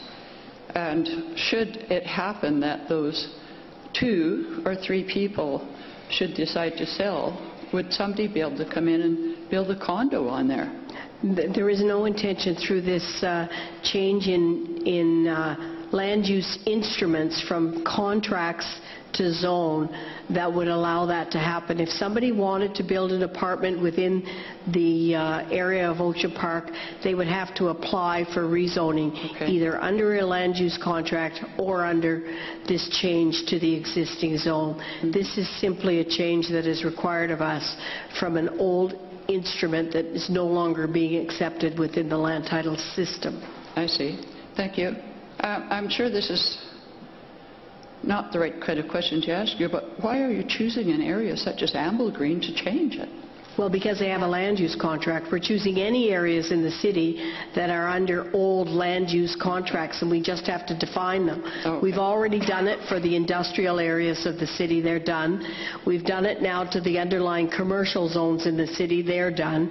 And now we're moving into the residential zones in the city, and there are several of those that currently exist. Not unlike for the very reason that you're here, because it's an older established area. So that instrument was more predominant 20, 30 years ago, but it is no longer an accepted instrument within the land title system. That's the only reason. Thank you very And much. I thought there were no changes whatsoever, but I understand from the nuances tonight that there may be some changes relative to the actual size of large house you could build. That's it. Right. Thank you very much. You're very welcome. And it does not jeopardize at all your green space or your pathways or anything like that. And I'm certainly familiar with Ocean Park. I used to live there. And I love it. So, is there anyone else wishing clarification or to speak to bylaw number 22? Sir, gentlemen? Yeah. You, sir? Yeah. My name is Yitan. I'm living in neighborhood for Mr. One question is the contract permanent means some big area can cut several or not? Subdivide? I'm sorry, I didn't hear the question. Is a big land can cut half or I can't do that. If a cut is not good, yeah. Subdivision? Yeah. Making more than one house, divide it in half? Yeah, I'm not hope that have to happen, yeah. But your intention is at some point, could you subdivide your property? Is that the question, sir? Divide it. Yeah, I know before is can't divide. Is after this hearing is can divide it or not? No, you would still have to go through a rezoning process to divide it. This only moves you from one kind of instrument that gives you the same entitlement on the piece of land that you have to another instrument that does exactly the same thing. It goes to the underlining zone of half acre. Is it half acre? Is it no change? Are we into acre? HG. RHG. No, you would still have to come to a rezoning process. Okay. Thank you. It doesn't advantage you in any way that way. Okay. Thank you. Okay. Are there any other speakers for bylaw number 22? This is my last call. That concludes the public hearing portion of this evening's agenda. We're going to move into committee reports and transportation. Mr. Councillor Gill, your committee. Movements be received for TIC March 21. Second. All those in favor? Opposed? Carried. Movements be received for TIC April 15th. Second. All those in favor? Opposed? Carried. Move the Environmental Sustainability Advisory Committee minutes of June 1st, 2016 minutes to be received. Second. All those in favor? Opposed? Carried. Move the minutes to be received from Agriculture and Food Security Advisory Committee June 2nd, 2016. Second. All those in favor? Opposed? Carried. And move the recommendations from the June 2nd, 2016 minutes to be adopted. Second. All those in favor? Opposed? Carried. And the Public Art Advisory is out of order? I'll move the Public Art Advisory Committee of June 2nd. It's out of order. No, it's out of order. They're out of order until your committee sees them. has to It has to go through the committee yet. Okay. Sorry. I only have one proclamation this evening, and that is for Drowning Prevention Week. Whereas basic swimming ability is a fundamental requirement toward eliminating drowning fatalities, and whereas the City of Surrey, along with the BC Yukon Life Saving Society and the Canadian Red Cross, has partnered to promote safe swimming skills and water safety through swim lessons and Swim to Survive program. And whereas the City of Surrey endorses the need to reduce the risk of drowning within our communities and the province, now therefore be it resolved that I, Linda Hepner, do hereby declare July 17 through 23 as Drowning Prevention Week in the City of Surrey, and urge all citizens to take safeguards when engaging in water recreation activities. Moving into corporate reports. I'll move the recommendation on the bylaw dispute adjudication system. Second. All those in favor? And speaking to that, Councillor Villeneuve. I just want to say I think this is a really good initiative to be moving the bylaw dispute system out of the court system, because I think there's so much that has to be done and required to do in order just to process one misdemeanor, a parking ticket, etc., taking up the court time. It seems to me it's just going to be much more efficient, not only for our residents, but for our bylaw officers and for our CMP officers and for the city administration. So I think this is long overdue, and I really applaud the effort to make the change, because I think that it's going to help both systems, the court system and the bylaw ticketing situation. We aren't able to really process some of the bylaw tickets that are issued over sometimes 2 or 3 years, and it's just taking far too much time for our law staff and for residents to have to go through the process, and it's tedious and onerous for both of them. So this is a welcome change, and I congratulate staff for bringing this forward. So, well, it's a very welcome change, and when you look at what has recently happened at the Supreme Court level, where they're now talking about having timelines within that for even serious offences, to know that we can do this through our own bylaw adjudication system is welcome. I will call the question. All those in favour? And opposed? That's carried. An increase in taxi licenses? Move the recommendation. Seconder? Second. All those in favour? Opposed? Carried. Move corporate report R162, the development cost charges for intended agreement for works that support development in the Fraser Heights community. Second. All those in favour? Opposed? Carried. Move corporate report R163, sponsorship request, the Drishti Awards Gala in the amount of $1,500. Second. All those in favour? Opposed? Carried. Move corporate report R164, sponsorship request for SFU for 2 events. The first event is for $2,500 to support the Diwali event, and the second is for $5,000 for supporting the President's Gala dinner. Second. All those in favour? Opposed? Carried. Move corporate report R165, the sponsorship request for Crescent Beach Concourse de Elegance 2016 for $2,000. Second. All those in favour? Opposed? Carried. Parks Rec. Move corporate report R166, expansion of the 140th Street South parking lot at Bear Creek Park. Second. All those in favour? Opposed? Carried. Move corporate report R167, the YMCA in Surrey Centre, agreement in principle, and we had a delegation earlier at CIC. Second.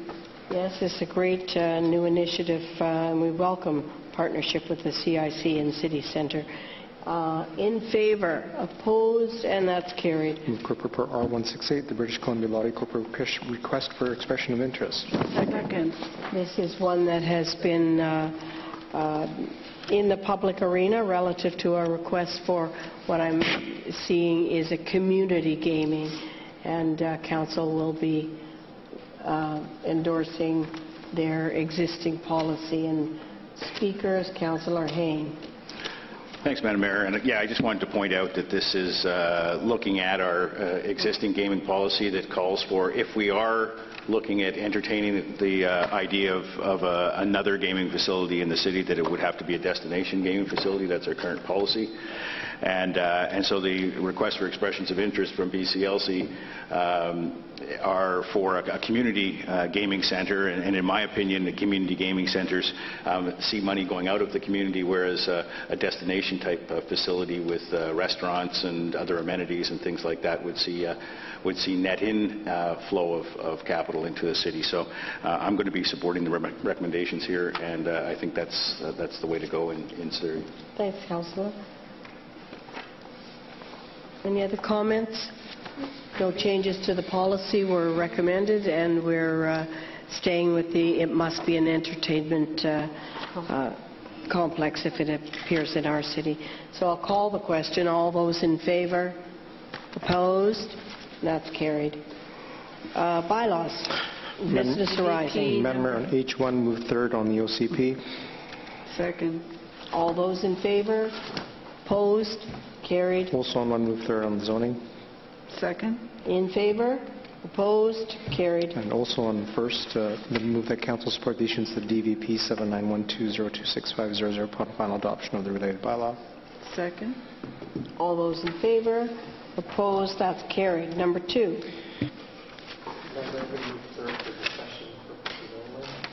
Do I have a seconder for discussion? Second. Okay, Councillor Gill.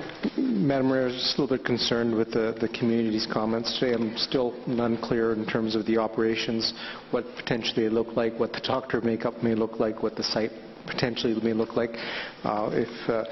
If council could support me, I'm going to refer this back to staff to get us that information and perhaps just bring it back to us at a later date. I will second that. I'll go through the... Okay, now I've got speakers lined up relative to 3rd. Will your comments, speakers, be relative now to a second motion, which is referral? So speaking to referral, Councillor Villeneuve. Well, I guess I could support the referral because I'm certainly not prepared to support the project tonight. And in fact, I'm not sure really that this is this extended use is a good idea for this corner. I have a lot of apprehension about that. I don't think it's really clear what they were going to put in there, but I do think that even a doctor's office and pharmacies are better located in the town centres, as we're trying to do, rather than having them strip out in different parts of the city. So I personally don't support the project at this time, but I'm willing to refer it back to see if there's some clarification. But I do think there needs to be a traffic analysis done at the corner because it's a very busy corner. The sight lines are not that great on it. The traffic is fast on 152nd and turning on to 84th as well. So it has some major issues as far as I'm concerned. Councillor Hayne. Thank you, Madam Mayor. And I just want to get clarification on what we're hoping to achieve with the referral, because it seems to me that there's a fair bit of opposition to the pharmacy piece of this. Doctor's office might be well suited or well received by the neighbors, but I'm just wondering what if anything we're going to hope to achieve. I can support the referral, but if I could also support denial at this point, depending on what we're hoping to achieve back at the staff level. Councillor, do you want to speak to your motion? Okay. Member, really just want to ensure that currently I would deny this application as it stands, but I really want to make sure that I have the facts in front of me prior to me making that direction or moving towards that direction, just given that my unaware of what the true intent is for that site. So I'm just a little bit concerned about what the applicant is actually in fact going to want to propose at that site. So just my concerns. Fair enough. Councillor LaFranc. Thank you, Madam Mayor. I could support sending it back to staff because it seems to me that there wasn't enough information to make a decision. We don't know how many doctors are going in. We don't know what the square footage is. We don't know. There's a lot of things that we don't know. The other thing that I support having methadone available in neighborhoods. I don't think it is a draw to people, but it would be good to know what the rules are with regard to Health Canada so that we're clear about that when we make the decision. Councillor Martin. Thank you, Madam Mayor, and I guess a lot of the questions are the same as mine. I'd really like to know how many docs are going to be working in that building, doing a traffic study, getting a solicitor's advice as to whether or not we can not allow the use of methadone or marijuana prescriptions, and exactly where and how many pharmacies within that district actually exist currently.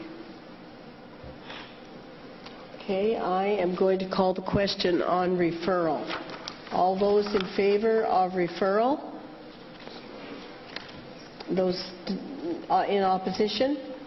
I'm opposing it because I don't think this is the right location for a pharmacy, so I'm opposing it.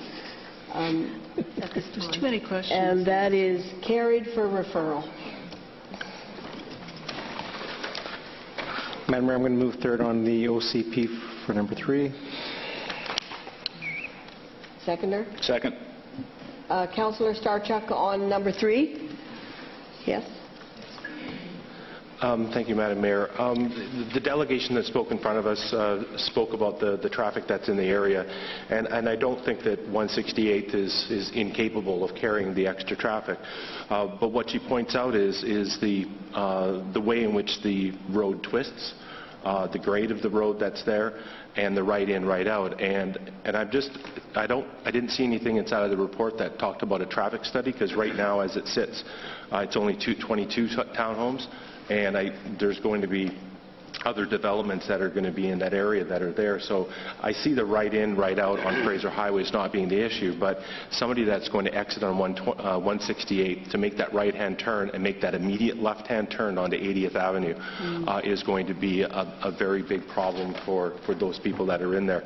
And she pointed out that there has been a number of fatalities and a number of accidents that are there, and I can attest to all of those things that are there. So I would like to make sure that somebody's done their due diligence with regards to a traffic study that takes a look at those things, because the picture that was put up in front of us showed a median, showed a left-hand turn. There were some variations too there. So before we move on, Madam Mayor, I'd like to be assured that the traffic part of the people exiting onto 168 is taken care of. Perhaps we could broaden that, Councillor, to just say that there were some concerns you had relative to that whole area and its a pattern of even across the Fraser Highway and the curve. So maybe we could get a report back prior to final around that the traffic configuration in that area generally. Would that satisfy you? Yeah, Madam Mayor, yes, absolutely. I just want to make sure that those safety concerns, not necessarily for the volume of traffic, but for the sight lines for people that are going to exit on 168. Okay. Councillor Lefranc, speaking to third. Thank you, Madam Mayor. So I do want to support what Councillor Starchuk is talking about, and I wonder, in that traffic study, could we also look at the potential for roundabouts? Because I'm familiar with that road, and roundabouts might be a good solution, just in the same way that they have them at King George. So, in support of bringing that back for third. Okay, thank you, Councillor. Councillor Woods? Madam Mayor, I just want to be clear here. Are we, in fact, talking about a referral back to staff for a traffic study? No, we would be giving, we're speaking to third, and they're saying before final they want to understand a little bit better what the traffic pattern is going to look like generally in that area and what kind of improvements could be made. Thank you, Madam Mayor. Did I appropriate? Okay, thank you. Didn't want to put words in your mouth. Any other comments speaking to third? Calling the question on third. Subject to, prior to final, that report coming back on the traffic pattern in that area generally. All those in favor? Opposed? That's carried. Move third on the zoning on number 3, Madam Mayor. Seconder? Second. All those in favor? Opposed? Carried. And finally on 3, move that Council support the issuance of DVP 7915010800 upon the final adoption of the related bylaw. Second. All those in favor? Opposed? Carried. Move third on 4. Second. All those in favor? Opposed? Carried. Move third on 5. Second. All those in favor? Opposed? Carried. Move third on 6. Second. All those in favor? Opposed? I was just wondering if I just could record that I will be opposing this, both this and number 8, strictly because of the school situation in the Grandview area. Thank you. Okay. Opposition recorded, please, Madam Clerk. And did I ask for a vote on that? I cut you off. I'm sorry. Okay. All those in favor? And opposition recorded. Thank you. That is carried. Move third on Number 7. 7. Second. All those in favor? Opposed? Carried. Move third on 8.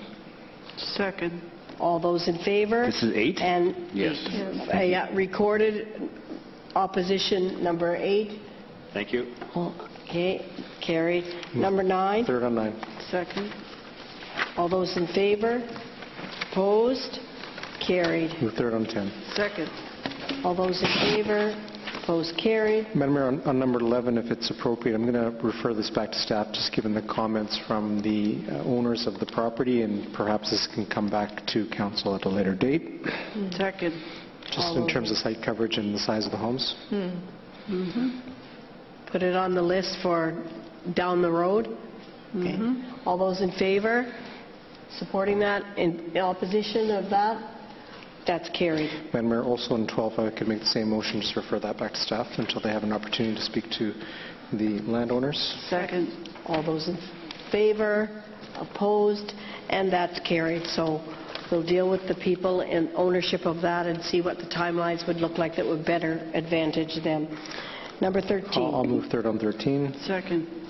All those in favor? Opposed? Carried. I'll move final adoption on 13. Second.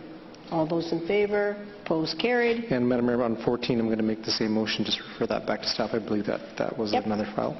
Second. Good. All those in favor? Opposed? Carried. Move third on 15. Second. All those in favor? Opposed? Carried. Final adoption on 15. Second. All those in favor? Opposed? Carried. Move third on 16. Second. All those in favor? Opposed? Carried. Move final adoption on 16. Second. All those in favor? Opposed? Carried. On 17, move third.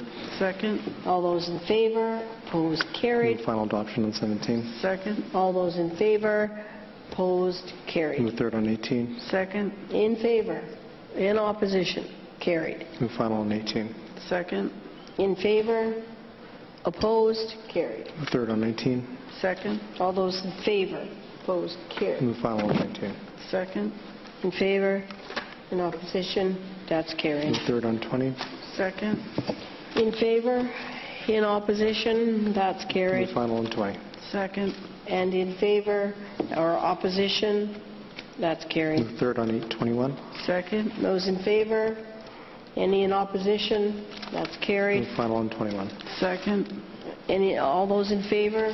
Any opposed? That's carried. Move third on 22. Second. All those in favor? Those in opposition? That's carried. Move final on 22. Second. And that's those in favor? In opposition? That's carried. Permit approvals. Under 23, move that the DVP 7916028800 be approved. Second. All those in favor? In opposition? Carried. On 24, move that the DVP 7916020500 be approved. Second. All those in favor? In opposition? Carried. On 25, move that council support the issuance of DVP 7915035300. Second. All those in favor? Those in opposition? That's carried. On 26, move that council support the issuance of TUP 7916018800. Second. All those in favor? In opposition? That's carried. On 27, move that council support the issuance of TUP 7915030700. Second. All those in favor? Opposed? Carried. On 28, Finals? Yeah. Sorry. Is there anyone wishing to make representation to this close and remove a portion of road adjacent to 9662 161A Street and 16206 96B Avenue under Council Initiatives 390020187739, dedication of highway over 36 square meters of road adjacent to 9662 161A. Is there anyone wishing to make representation to that close and dedicate bylaw? Ask for a motion for final then. Final adoption on 28. Second. All those in favor? Opposed? And that's carried. And again, is there anyone wishing to make a comment on a close and remove dedication of a portion of road adjacent to 16221 96B Avenue and 9678, 9699, 9697, 9702, 9722, 25, 34, 45, and 63, all on 162A Street, which is removal of a dedication of 2,606 square meters of road allowance. Anyone wishing to make representation to that bylaw? Then I would entertain a motion for final. Final adoption 29th. Second. All those in favor? Opposed? Carried. Final adoption on 30. Second. All those in favor? Opposed? Carried. Final adoption on 31. Second. Bless you. Thank you. All those in favor? Opposed? Carried. Final adoption on 32. Second. All those in favor? Opposed? Carried. Final adoption 33. Second. All those in favor? Opposed? Carried. On Now 30. into introductions. On 34, move first. Second. All those in favor? Opposed? Carried. Move second. Second. All those in favor? Opposed? Carried. Move third. Second. All those in favor? Opposed? Carried. On 30. And this, Councillor Villeneuve, is the bylaw that will be looking at the ticket information and the adjudication piece for bylaws. Yes. On 35, which is the City of Surrey Vehicle for Hire bylaw, move first. Second. All those in favor? Opposed? Carried. Move second. Second. All those in favor? Opposed? Carried. Move third. Second. And in favor? Opposition? Carried. On 36, which is the Land Purchase and Highway Dedication bylaw, move first. Second. All those in favor? Opposed? Carried. Move second. Second. All those in favor? Opposed? Carried. Move third. Second. In favor? Any in opposition? And that is carried. Any notices of motion? Under other business then, I would just like to acknowledge that on the weekend, in appreciation for the Wally Little League's 60th anniversary, they presented the City of Surrey for their support over the years with this lovely plaque. And I can tell you that they have made enormous efforts into creating an archive of the history of the Wally Little League and the strength that it has brought to this city in so many times at the World Series and at the national and international championships. So you'll see a lot of changes in that park over the coming months as they commemorate through various signage options that they showed us on the weekend. So a thank you from the Wally Little League, and I was pleased to represent council there. And Councillor Woods. Yes, thank you very much, Madam Mayor. That's staying on. Madam Mayor, I'm referring to the festival that occurred at Holland Park on the 2nd and 3rd of July. There was an article in the paper about it, and I did receive some emails from rather upset residents with regards to the noise and the vulgarity that was coming over the PA system, and that the activity was continuing on Sunday night. I was wondering, and I did discuss this with the city manager and the general manager of Parks and Recreation and Culture. I was wondering if we can get a corporate report with regards to this. I'm very sympathetic to these residents' concerns, and if at all possible, I'd like to prevent it next year. Thank you. Corporate report? Please. We could do that by, yeah. I think it would be really useful to have a good understanding of what the economic advantage is to the city of those events and how we mitigate that impact to the residents who are in close proximity, because we certainly built that as a park that we intend to have festivals and relative to the kinds of noise complaints we got. But more importantly, I agree with Councillor Woods relative to the kind of language that I heard was coming out of some of the loudspeakers. It would be just nice to know what we're putting in place for future events in that park and what we can do to mitigate the impacts on neighbours. Councillor Villeneuve.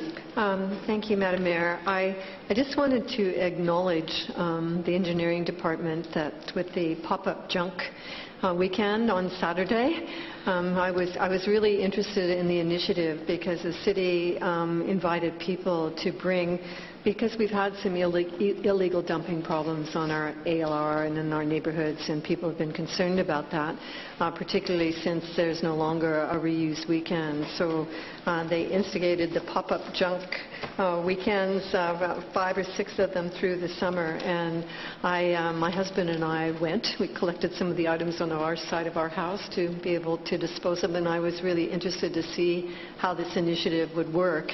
And it was unbelievable, the number of people in smaller cars like ours that were accessing the site. And I have to say, 148th Street was busy going north and south, and the traffic management was incredible. And once you access the site, the number of volunteers and the way it was organized and how efficient was very, very impressive. And it took about 20 minutes to go through the whole circle disposing of goods, and people were so grateful for it. So I think it might be nice to hear from our head of engineering if they have any numbers on how many people utilize that service. But I think it was very popular, and it's something that I'd really like to see us look at, and even possibly emphasize the reusable items section a bit more, because I know during the reuse weekends, people often put things out on the curb and the next day they were gone, so they felt good that they were being recycled. So either a report back to Council, or if you might want to say a few words through the Mayor. I think that would be a useful thing to have a corporate report back to Council on the success of that, and perhaps we could marry that in with where we are on the Eco Centre and the drop-off zone for just where that project sits that is partnered with Metro Vancouver, if that would...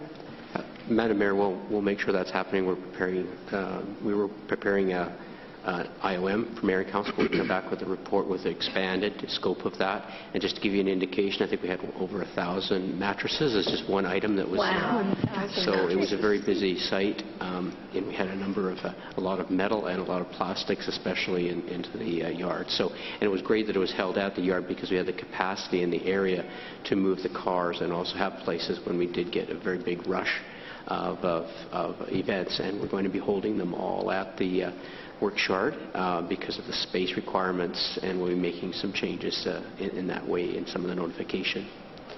I just want to compliment the staff that were there that day, volunteering and paid, probably both, but their ability to deal with people was remarkable, so it was very impressive. Thank you. Thank you. Is there any other business?